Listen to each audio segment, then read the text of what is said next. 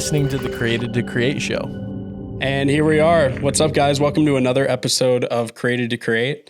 I'm really excited to be talking alone this time, but also really, really uncomfortable. So bear with me. It's going to be a good episode. Thank you guys for just tuning in and listening to me talk. I think it never gets any less weird knowing that there are people on the other side of these cameras that are listening and actually getting something from what I have to say. I think that was why I was so nervous about doing this and just talking to you guys. For me, I don't necessarily think I have anything to say. That's why I have guests on and I like to share stories. But I've realized that, through a process of learning and growing myself, there actually is a lot that God is doing in my heart. And there's a lot of creative learning that I'm going through as a business owner.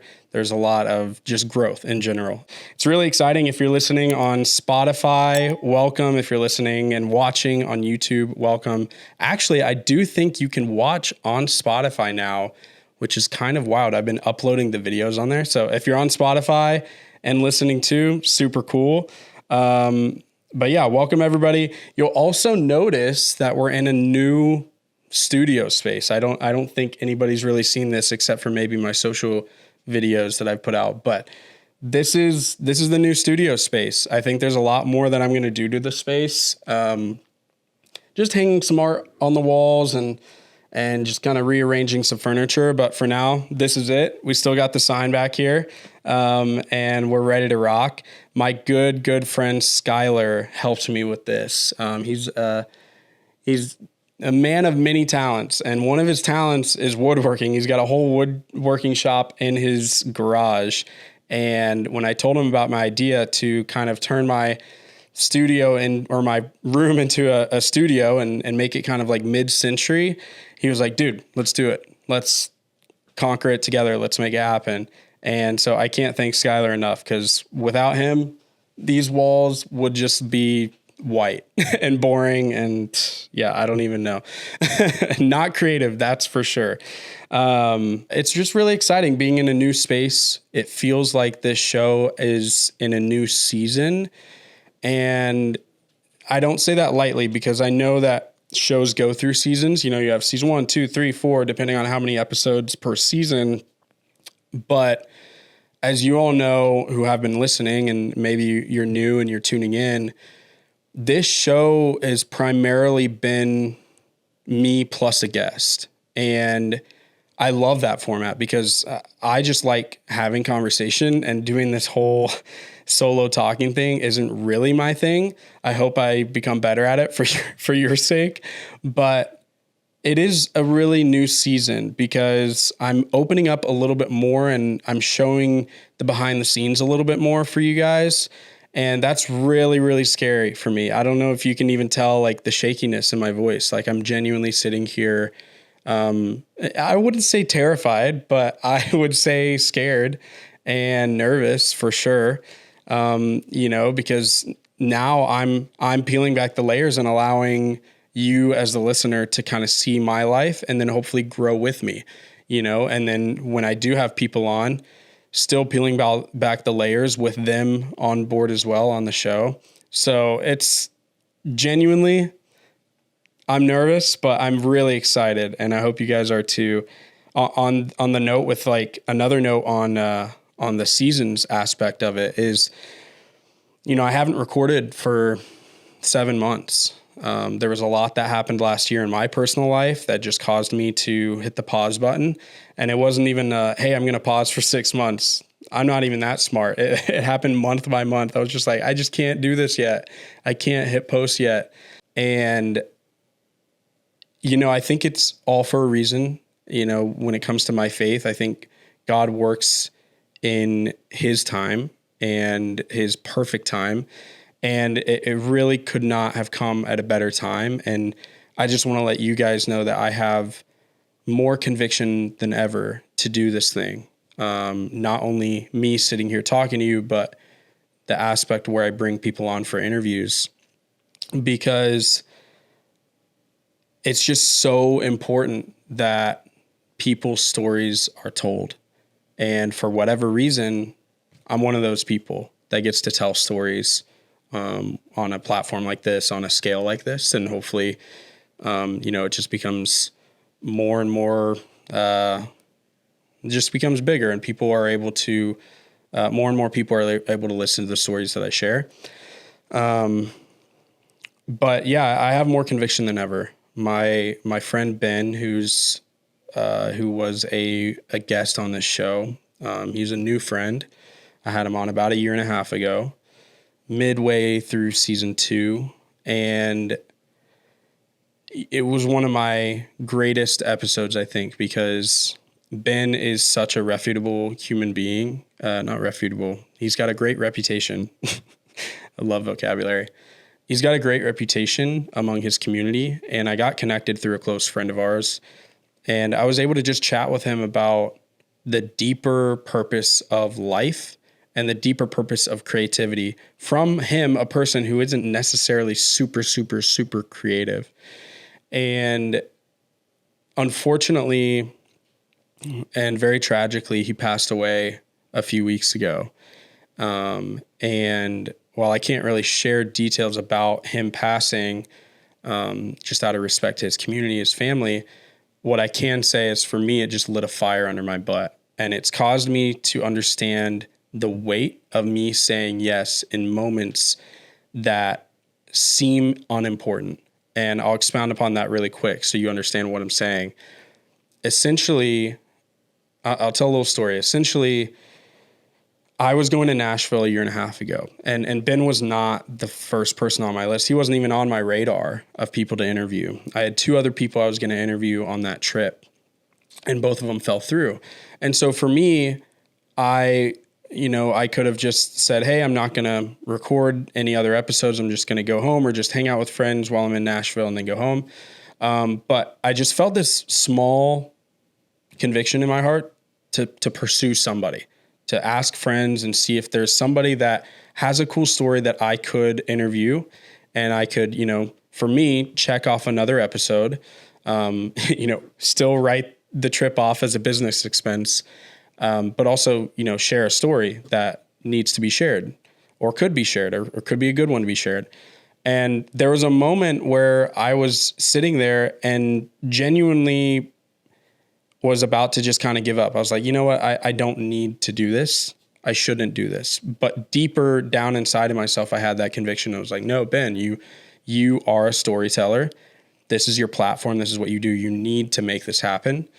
And so I did. I reached out to my buddy and he connected me, and I ended up having a great conversation. And the reason why I say, it's a moment that seems unimportant is because it really was. It was not like this crazy realization where I was like, this one specific story is so important. Ben is so important. I need to share this. But God works in mysterious ways and works in such cool ways and in his own perfect timing. And because I said yes, and because I followed through with telling that specific story, now that carries such a big weight, because now he has a mourning wife and a mourning family, and a mourning community who has an hour and 20 minutes or so, 10, 20 minutes of Ben, this man, their friend, their father, their husband. They have that much time of video and audio listening to their loved person talk about life. And essentially, that episode cemented and shared his legacy, what he believes in, what he stands for, what he lived for. And yeah, I guess in short, but not short, because that's how these things go. It just lit a fire under my butt. And now I more than ever just want to share these stories because they are important, every single one. And my story is important as well, but not nearly as important as the people that you'll see sitting next to me and chat with me. So yeah, I just wanted to open up and share a little bit of my heart behind that. And the reason behind why I'm even sitting here talking to you guys is because it really is important. It's so important to share stories with each other. to share convictions with each other, and to ultimately understand each other so that we can move and grow forward. And I just hope that this show is a small piece of that in this world, if nothing else. And I just hope that I'm able to, capture these stories and cement them as a piece of history, and allow people to look back on themselves, allow people to look back on the people that they love, and really learn something for years to come, not just today, not just this week. Because, with the age of social media, everything's about now, and I'm guilty of it. Like I always, I value a lot of things that are just in the now and immediate. But the true value comes from just being good stewards with what we're given and moving forward in time and allowing God to kind of take care of the rest. So, that's where we're at now. We're here, we're talking about life and raw things. And for these specific episodes, I think for you guys to know, it may not be, 20 minutes. It may be a 40-minute episode. It doesn't really matter to me how long I talk. I just want to make sure that, I flesh out certain ideas for you guys, and I flesh out certain lessons that I'm learning, so that hopefully it can give context for you. And you guys are also, as you listen to me, you're able to kind of flesh out these ideas in your own head as well. So Monday mornings, 9 a.m., I'll be here. I'll be chatting with you guys. I'll be just talking through a lot of different things and a lot of different lessons that I'm learning. So tune in, don't tune in, do whatever you want. I think either way, if you find it valuable, let me know in the comments. If you think your friends would find it valuable, share it with them. My goal is to build a community that really does lean into growth and lean into each other for that growth. So we out here, baby. We out here. Yes. Topic of today. What are we talking about?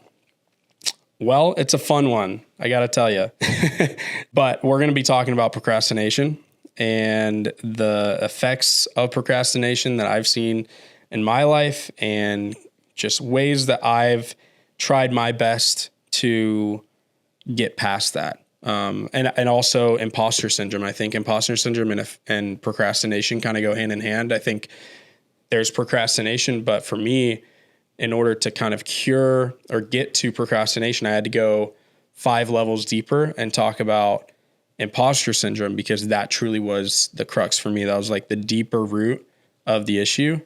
And I had to figure that one out. And even though I've got the mental side of it figured out, the physical side is still a huge crutch for me. Just learning to take action quickly, all those things. So, procrastination. I mean, I think we all know what it is. I could sit here and give you a Google definition, but I think we all know what it is. It's waiting to do something. It's delayed obedience. It's making excuses not to do something. It's the fear of failing. And so you choose to put something off, whether that's a task or whatever it is, a project, and I think as creatives, we can get so caught up in that, because for me specifically, I can push something off and say, this is a creative thing. I need to be right. Like I need to be in the right headspace. I need to be in the right mindset, to be at the level of creativity that I need to be to create this for whoever, whether it's a client or whether it's for myself or somebody else. And I can definitely lie to myself and convince myself that, waiting to do something is the right idea. But what I've realized recently is it's not, there's a very big difference between waiting to do something out of wisdom, being like, hey, this isn't the time to start this project. I'm going to wait. Or this isn't the time to finish this project. I'm going to wait. But that usually involves deep thought, prayer. It involves collaboration with whoever else is on the project. It involves agreement with whoever else is on the project. For example, when I was in college, if I needed extra time on a project, I didn't just take the extra time. I had to go to my professor and I had to explain a situation. Be like, hey, I think I could do a lot better at this if I wait another week. Also, my grandma's funeral is this weekend and I think I need a little extra time.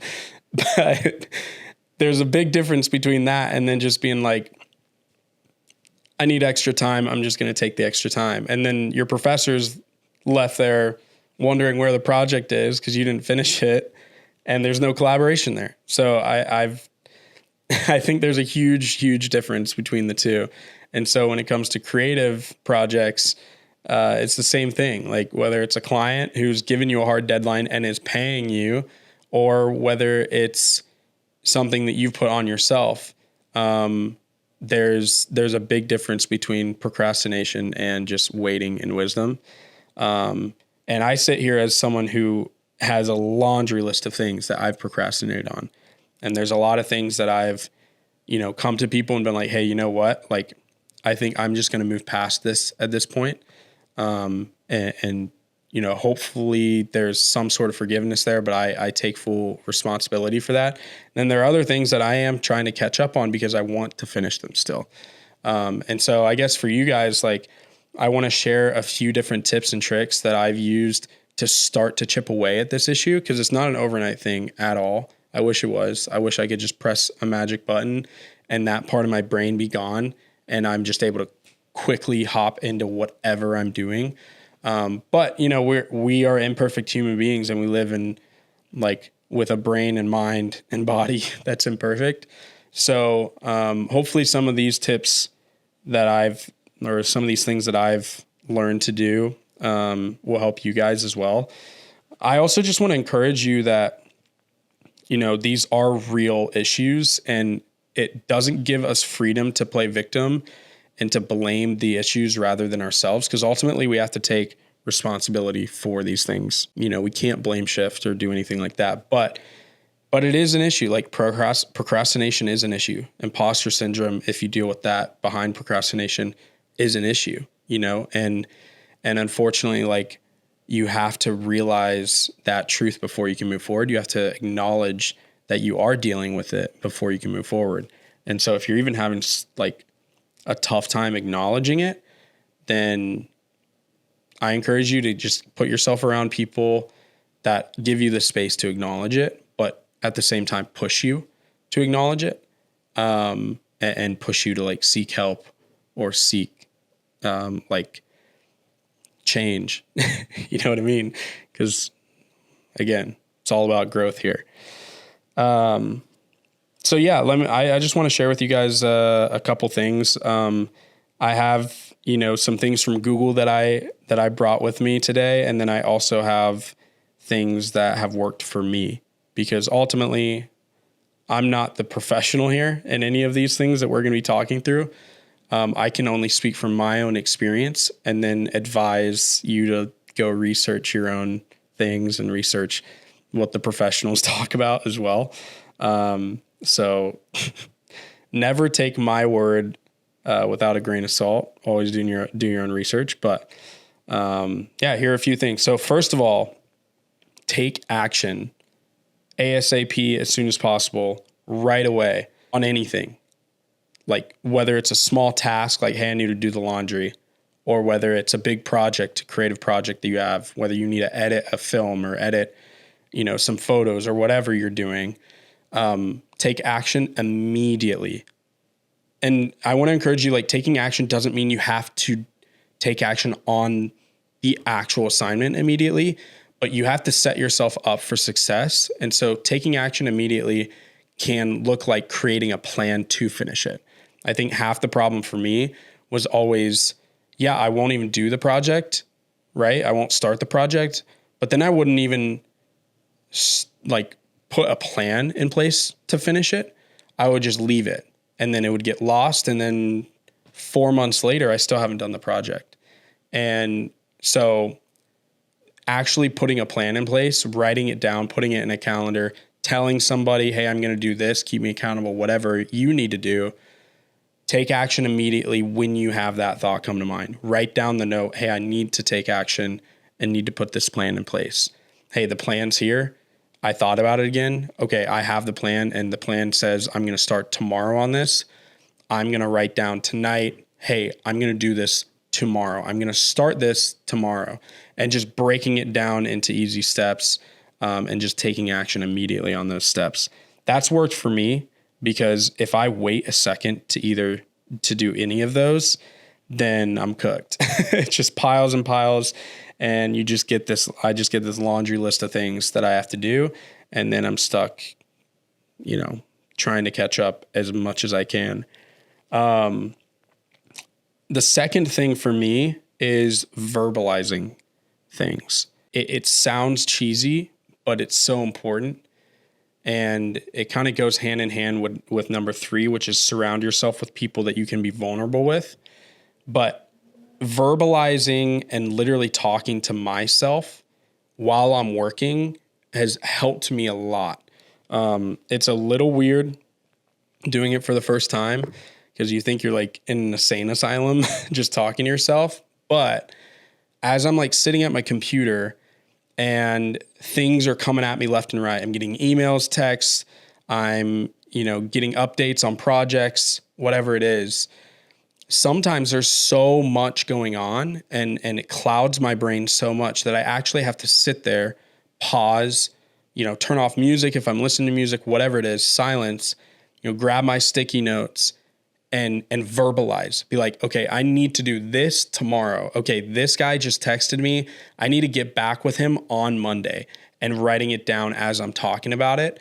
Or if I'm in the thick of it and I'm trying to brainstorm for a creative project and I'm having trouble getting started because there's so much noise in my head, I'll legitimately just start, repeating back something I wrote down 2 days before when brainstorming, or just repeating like, okay, you need to do this and this. How do I start brainstorming? Okay, I need to go on Google and search this topic really quick and learn something about it so that I can go and start brainstorming ideas for this project. Oh, like there's a location for this shoot.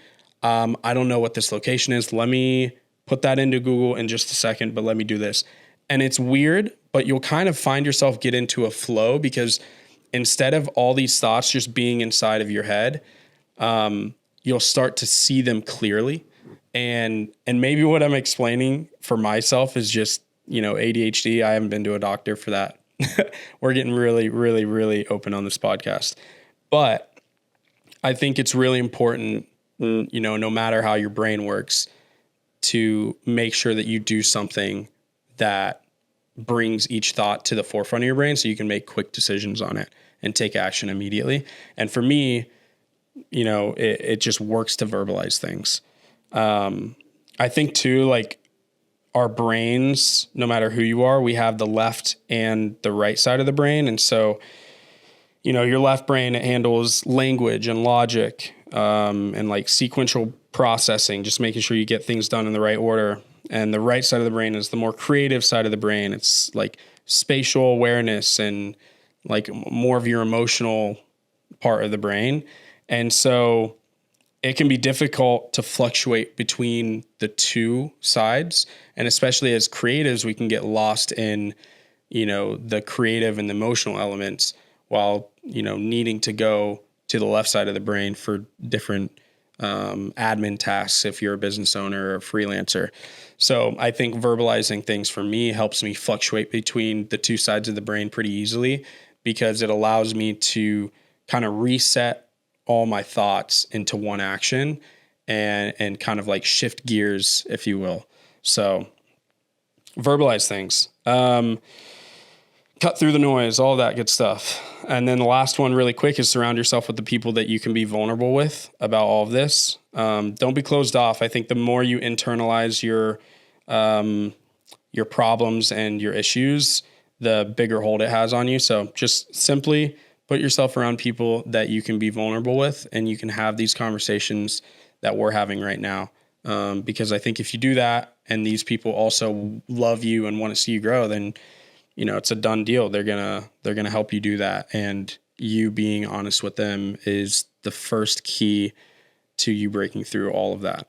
According to Google, okay, break down tasks, divide them from large, overwhelming projects into smaller concrete steps to make them less intimidating. Very good one. That's the plan aspect that I was talking about. According to Google, the 5-minute rule. Commit to working on a task for just 5 minutes. Often getting started is the hardest part, and this approach helps build momentum. That's a big one. I mean, sometimes I'll only have 15 minutes to do something, right? But I know it's going to take me an hour. And I know that if I don't work on something for 15 minutes or 5 minutes or whatever, then the very next day, I have to come back to that project and there's still an hour worth of work to do, rather than maybe just 45 minutes or 30 minutes, depending on how fast I can work through the rest of it. So if you just work on something for a little bit and get, the starting pieces in place, then at that point you can pick up where you left off and probably finish the project quicker the next time, because you don't have to, jump start into that project. You're already in like first gear or second gear. Okay. According to Google, manage emotions, not time. Recognize that procrastination is often an emotional response to anxiety or fear or failure, not just poor time management. I relate to this one heavy, and I'm sure a lot of you do as well. Procrastination is for me isn't just the time management aspect. It's a response to fear and anxiety. And I think that's really, really something important to acknowledge as humans, because a lot of the times we can be expected to operate as robots, especially in the professional world. And, the reason why people say, keep your personal and professional life separate is because usually in your personal life, you're dealing with your emotions. And in your professional life, you're dealing with just processes, things that you have to get done. So for your own self, understanding that procrastination comes from the emotional side of things and fearing something and being anxious of something, that helps a lot, because then you frame your mindset in the right way rather than thinking that it's a process problem or a time management problem, when in reality it's a lot deeper than that. Example, for me, it was imposter syndrome that I had to deal with. Oh, this is a good one too. According to Google, use body doubling. So work alongside someone else, even virtually, to help boost focus and motivation. That's a big one right there. I mean, co-working is a real thing. So it can be one person, can be two, obviously for different people and for different projects that you're working on. You might need one person versus maybe 5 people is okay. But just getting yourself in a room, office culture, obviously in the professional world, works. Everybody's in there together. Everybody's working. They're focused. They don't have the outside noise in there. And then lastly, set specific goals. Define clear, realistic, manageable goals to reduce feeling overwhelmed. That is probably the hardest thing that I've had to work through. Making a specific plan and setting specific goals, you can ask my business coach, is probably the hardest thing that I've had to dial in and had to battle. I don't know why. I'm still figuring that out, but it's like so much harder for me to actually create a goal around something than for me to just start something. It's so hard to set a plan and actually set expectations even for myself. It's a lot easier for me to set expectations for other people, but I can't even set expectations for myself. And I think like learning to grow in that area and just making small plans at first and then growing into bigger ones, that's been one of the biggest things for me, biggest breakthroughs for me, is understanding, hey, I can create a small goal here, and this is going to lead into another goal that's going to lead into another goal. And I can actually accomplish a lot. Last year I did a running challenge where I basically ran 200 miles in give or take 4 months, total miles. So, in the beginning, I was not a runner at all. So I'm barely huffing and puffing a half mile and then a mile and then 4 weeks of that. And then I up it to like 2 miles for runs and 3 miles for runs. And, I just threw that in ChatGPT. I was like, I want to run 200 miles and I want to run it by my birthday, which was March 17th. And, Chat gave me the breakdown. That breakdown allowed me to accomplish the bigger goal of running 200 miles in 4 months, which is more than I've probably ever run in my entire life combined. And because I was able to break that down, and it's such a simple concept, but like I said, this is something I've dealt with. Because I was able to break that down, not only did I become someone who, could run consistently at 2.5 miles or 3 miles and just like hit that run and come home and be okay and not be dying the next day, I became someone who hit a massive, massive goal of mine, which was to run 200 miles total. And I think that just like jump started in me that new reality of, hey, I can do this. Like, it's not hard. Well, it is hard. Sorry. It is hard, but it's not as hard as I thought. And the more I do it, the more I, get repetition in it, then the better I become at it and the better I can translate that into other areas of my life too. So compound effects, it's real, it definitely can change your life in so many different ways. But